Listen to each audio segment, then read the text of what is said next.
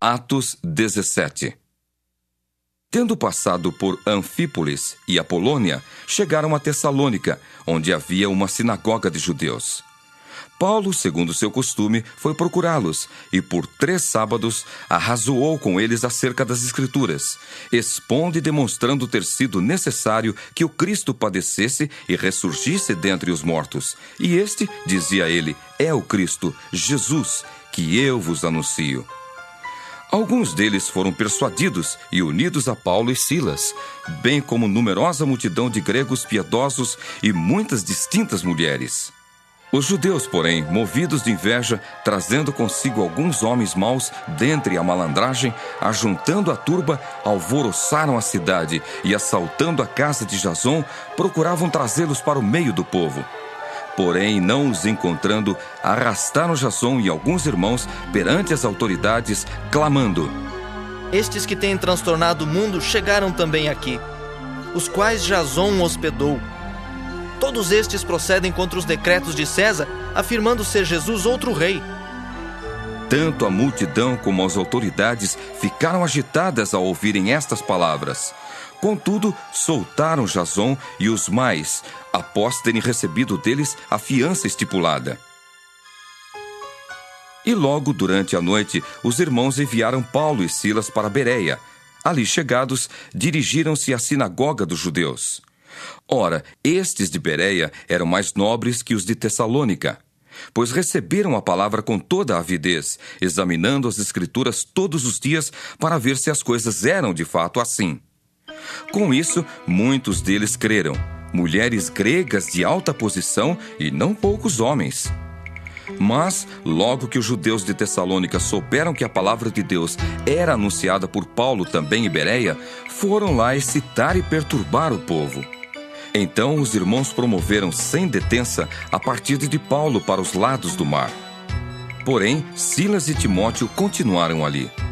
Os responsáveis por Paulo levaram-no até Atenas e regressaram trazendo ordem a Silas e Timóteo para que, o mais depressa possível, fossem ter com ele. Enquanto Paulo os esperava em Atenas, o seu espírito se revoltava em face da idolatria dominante na cidade.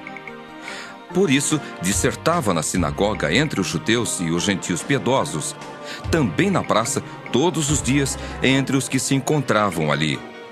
E alguns dos filósofos epicureus e estoicos contendiam com ele, havendo quem perguntasse: Que quer dizer esse tagarela? E outros: Parece pregador de estranhos deuses. Pois pregava a Jesus e a ressurreição. Então, tomando-o consigo, o levaram ao Areópago, dizendo: Poderemos saber que nova doutrina é essa que ensinas? Posto que nos trazes aos ouvidos coisas estranhas, queremos saber o que vem a ser isso. Pois todos os de Atenas e os estrangeiros residentes de outra coisa não cuidavam senão dizer ou ouvir as últimas novidades. Então Paulo, levantando-se no meio do Areópago, disse: Senhores atenienses, em tudo vos vejo acentuadamente religiosos, porque passando e observando os objetos de vosso culto, encontrei também um altar no qual está inscrito: Ao Deus desconhecido. Pois esse que adorais, sem conhecer, é precisamente aquele que eu vos anuncio, o Deus que fez o mundo e tudo o que nele existe, sendo ele Senhor do céu e da terra. Não habita em santuários feitos por mãos humanas, nem é servido por mãos humanas, como se de alguma coisa precisasse, pois ele mesmo é quem a todos dá vida, respiração e tudo mais. De um só fez toda a raça humana, para habitar sobre toda a face da terra, havendo fixado os tempos previamente estabelecidos e os limites da sua habitação, para buscarem a Deus, se porventura tateando-o possam achar, bem que não está longe de cada um de nós. Pois nele vivemos e nos movemos e existimos, como alguns dos vossos poetas têm dito, porque dele também somos geração.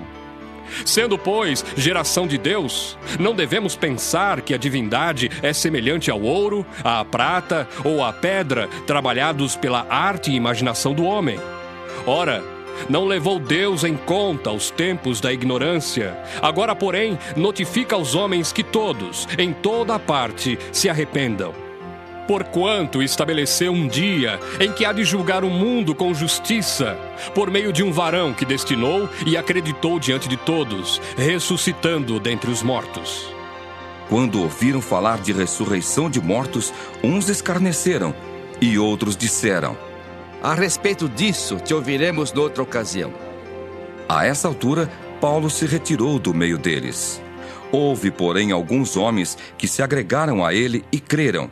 Entre eles estava Dionísio, o Areopagita, uma mulher chamada Dâmaris, e com eles outros mais.